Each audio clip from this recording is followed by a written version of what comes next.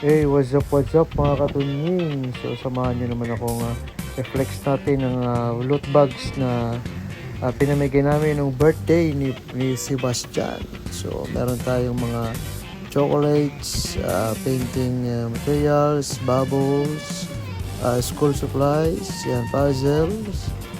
Dahil cars ang theme natin, naglagay tayo ng mga mini cars. May marshmallow, may lollipop, at hindi mawala ang Gilles and Mick. Ayan, shout out po sa ating mga batang 90s. Ayan. Biscuits, tapos mga chocolates again, and another chocolates. Hindi ko alam ang mga tawag dyan. So, ito na lahat yan, guys. So, meron din pillows and bridge. Basta. So, ito na. Bagong lahat. Preparation muna.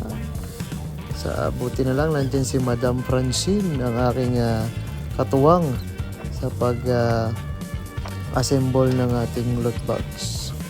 So, inayos muna namin isa-isa. Puyaters tayo dyan dahil gabi namin ginawa yan. Si Kuya Prince ay siya naman nagpatulog kay Bunso. So, si Mrs. ay wala pa dahil nagtatrabaho pa yan that time.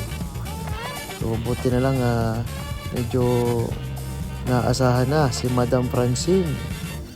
Hindi tayo nahirapan na napabilis ang ating pag-assemble ng ating loot bag. So, ito na, this is it, pansit.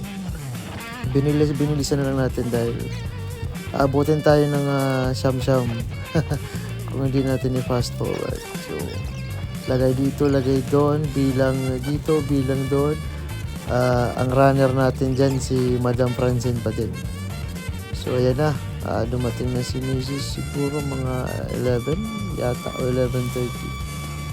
So, tumulong na lang siya maglagay ng sticker para ma-close natin ang ating loot box. Mga DIY lang yan, guys.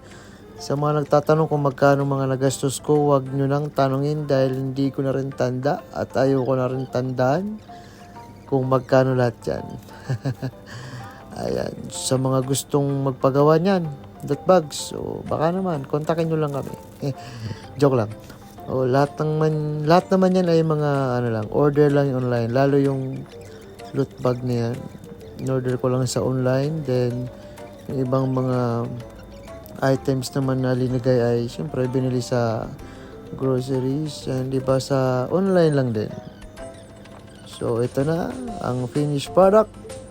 Tanchacharan! Ayan, thank you po sa mga nag-attend ng birthday celebration ng aming bunso. Sana ay nag-enjoy kayo. Sa mga bata, grabe yung tuwa sa mga guests natin ng nakipag-harutan sa ating mga paraffol pa games. Paraffol? Joke lang. Bye-bye!